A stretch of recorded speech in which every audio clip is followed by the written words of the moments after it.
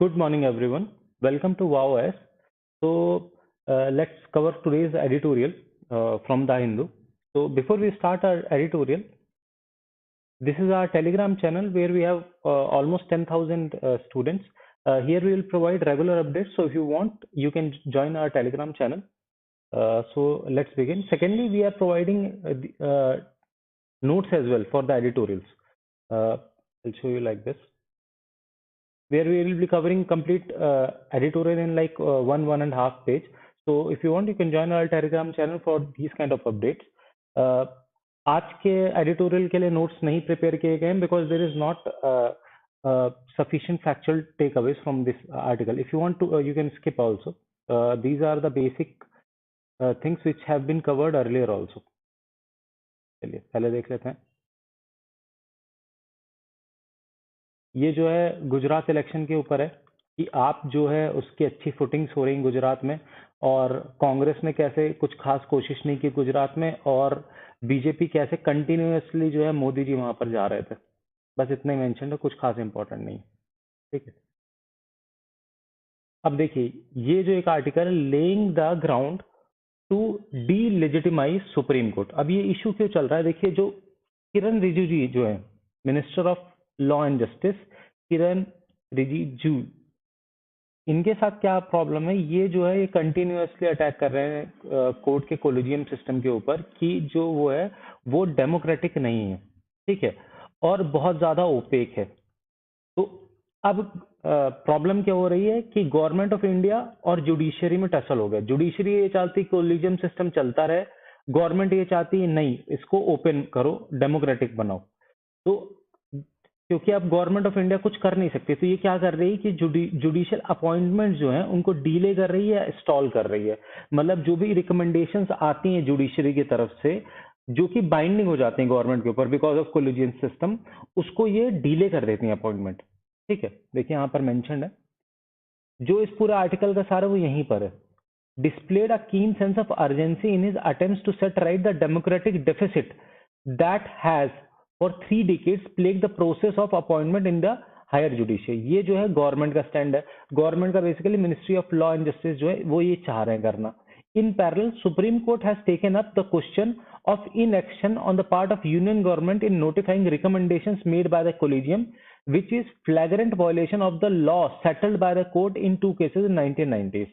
ठीक है, तो ये देखिए ये कोलिजियम की बात कर रहा है, और ऊपर जो है ये बात कर रहा है आपका डेमोक्रेटिक स्ट्रक्चर का, जो अपन ने डिस्कस कर लिया. अब देखिए यहाँ पर प्रॉब्लम क्या हुई. जो लास्ट हमारे चीफ जस्टिस ऑफ इंडिया थे यू ललित, इन्होंने ये बोला कि कोलिजियम सिस्टम जो परफेक्ट सिस्टम है to protect independence of judiciary.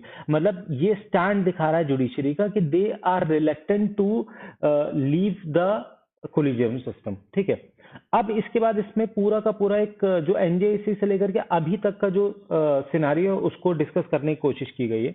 देखिए 2015 में एक कॉन्स्टिट्यूशनल बेंच ने स्ट्रक डाउन कर दिया था किसको? एनजेसी को. एनजेसी क्या था? एक पार्लियामेंट ने एक अमेंडमेंट लाया था, constitutional amendment, national judicial appointment commission के लिए. तो उसको कॉन्स्टिट्यूशनल बेंच ने स्ट्रक डाउन कर दिया था, बोला कि ये जो है अनकॉन्स्टिट्यूशनल है. ठीक है, क्यों अनकॉन्स्टिट्यूशनल है? बिकॉज जो इंडिपेंडेंस है जुडिशरी की उसको सबवर्ट कर देगा, which is against the basic structure of the constitution. तो चलिए एनजेसी जो है ये गए तेल लेना. अब इसके बाद क्या हुआ? लेकिन कोर्ट ने ये एक्नॉलेज किया कि भाई कोलिजियम सिस्टम में प्रॉब्लम्स तो हैं. उसके लिए उन्होंने एक 2 मेंबर कमिटी बनाई, ठीक है, of senior lawyers, one of हुम जो है कि वो गवर्नमेंट लॉ ऑफिसर रहेगा. मतलब 2 मेंबर रहेंगे, एक जुडिशरी की तरफ से, एक गवर्नमेंट की तरफ से. इसका क्या काम होगा कि ये जो सारे सजेशंस हैं, इसके compiled suggestions received from legal community, plus जो गवर्नमेंट है वो अपने सजेशंस भी देगी राइटिंग में. तो जो लीगल कम्युनिटी है प्लस गवर्नमेंट है, इनके सारे सजेशंस को कंपाइल करेगा और उसके बेसिस पे memorandum of procedure for judicial appointment बनाएगा. ये जो चीज है ये डिसाइड हो गई. अब इसके बाद गवर्नमेंट ने क्या किया? गवर्नमेंट ने फिर एक अपील फाइल की कि भैया जो कोलिजियम सिस्टम है उसके तहत जो मेमोरेंडम ऑफ प्रोसीजर एमओपी है उसको बनाने की रिस्पॉन्सिबिलिटी जो है गवर्नमेंट की है. तो जुडिशरी इस बात पे मान गया, लेकिन क्या कहा? Providing union government broad guidelines on what MOP में focus on eligibility, transparency, formation of a secretariat and complaints. Redressal during the process. तो इन चीजों पे आपको फोकस करना है एमओपी को। ये बोल करके कोर्ट ने जो है सारे का सारा काम जो है गवर्नमेंट को सौंप दिया, लेकिन अभी तक जो है कोई कॉमन ग्राउंड नहीं आ पाया एमओपी बनाने के लिए। तो अब जो है एमओपी का जो ये पूरा का पूरा प्रोग्राम था ठंडे बस्ते में चला गया, एमओपी जो है आज तक नहीं बन पाया। ठीक है, अब गवर्नमेंट को क्या करना चाहिए था? जब एनजेएसी जो है, एनजेएसी जब स्ट्रक डाउन हुआ तो गवर्नमेंट को दोबारा से अमेंडमेंट लाना चाहिए था bye incorporating the issues raised by chief supreme court of India.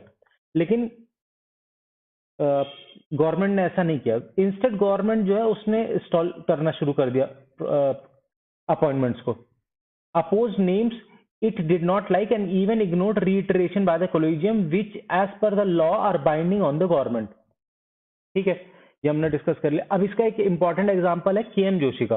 KM Joshi जो 2018 में था, इनका जो अपॉइंटमेंट डिले कर दिया जिसकी वजह से इनकी सीनियोरिटी पीछे चली गई। एक ही एग्जांपल दिया है इसमें, उसके अलावा कुछ भी नहीं। चलिए आगे चलते हैं। अब इसमें जो है एक ऑप्शन ये दे रहा है कि देखिए प्रॉब्लम्स क्या है आपका कोलेजियम सिस्टम में। ट्रांसपेरेंसी नहीं है, अकाउंटेबिलिटी नहीं है, और निपोटिज्म के चार्जेस लगते रहते हैं। ठीक है, इसके लिए एक सजेशन दिया है या आपका मेजर दिया है, court to voluntary take up reforms to the collegium system and expedite the creation of a new MOP by incorporating the legitimate concerns of the government and stakeholders। इसमें बस इतना ही इंपॉर्टेंट है और कुछ भी नहीं है गाइस। चलिए आगे देखते हैं।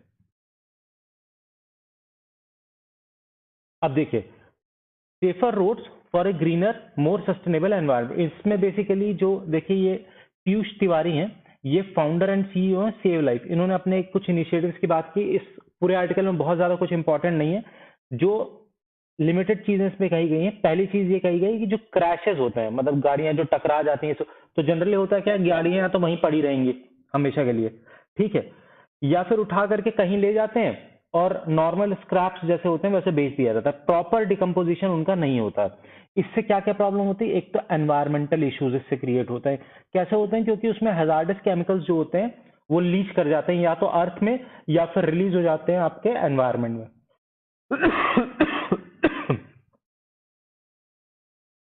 तो यहां पर कुछ फैक्चुअल टेकअवेज हैं, लेकिन उतना इंपॉर्टेंट नहीं है। ये कवर्ड। तो ये बोल रहे हैं स्पीड लिमिट। स्पीड लिमिट में इन्होंने दो बातें कही हैं।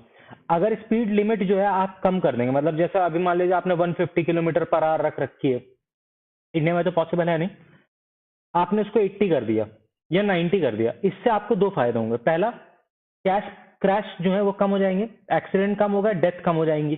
ठीक है।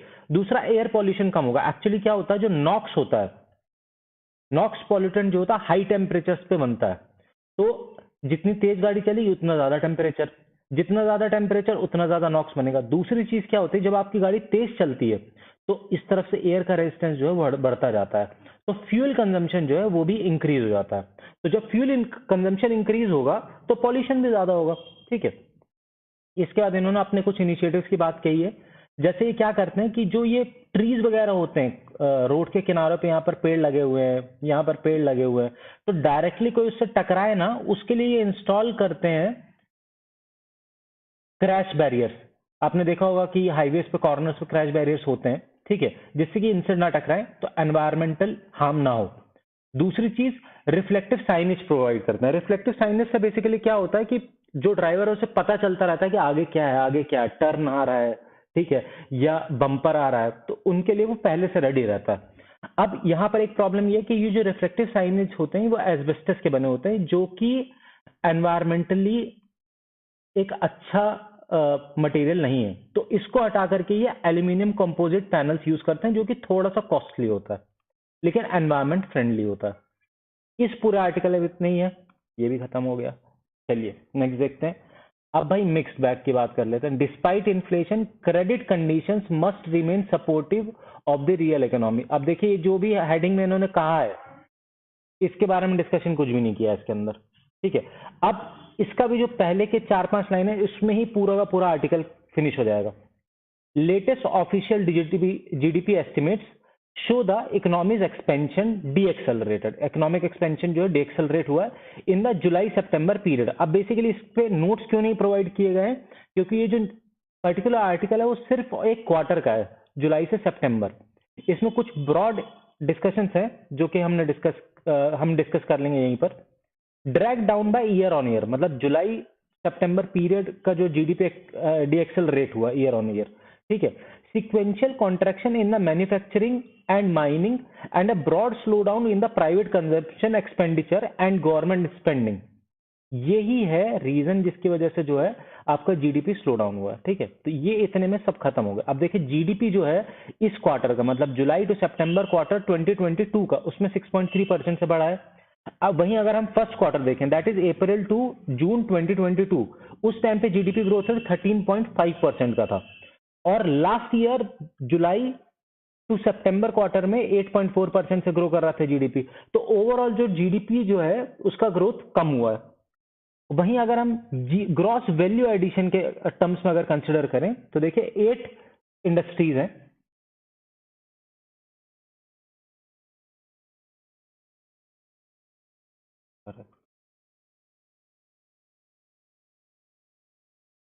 देखिए ये टोटल 8 इंडस्ट्रीज हैं, ठीक है। इसमें से ये जो येलो मार्क्ड है, agriculture, forestry and fishing, financial, real estate and professional services, and the last one trade, hotels, transport, communication and services related to broadcasting. ये 3 सेक्टर्स जो हैं इन्होंने ही ग्रोथ शो की है, बाकी के जो 5 सेक्टर हैं उनमें ग्रोथ नहीं हो रही है, ठीक है। जैसे ऊपर हमने अभी हेडिंग्स में ही पढ़ा कि mining and enquiring and manufacturing में स्लो डाउन आ रहा है, ठीक है।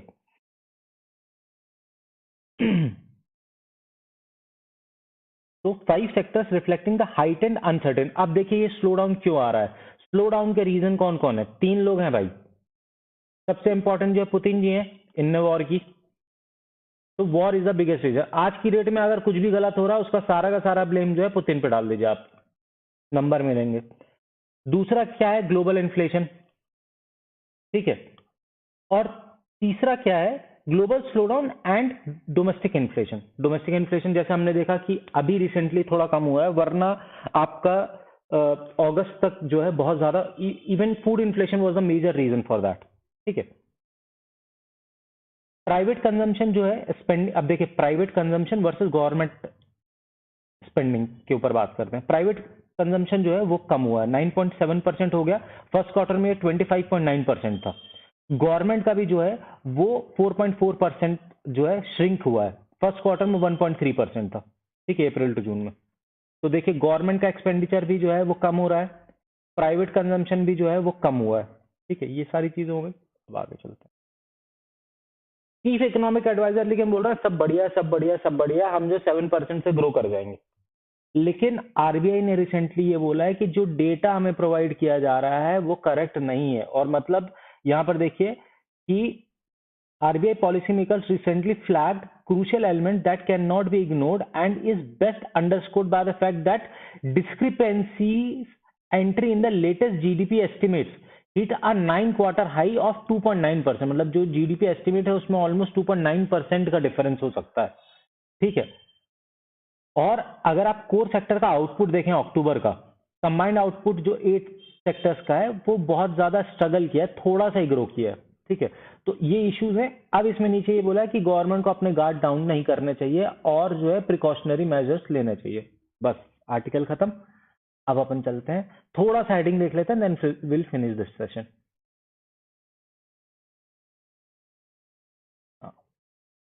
देखिए G20 पे बहुत ज्यादा फोकस है।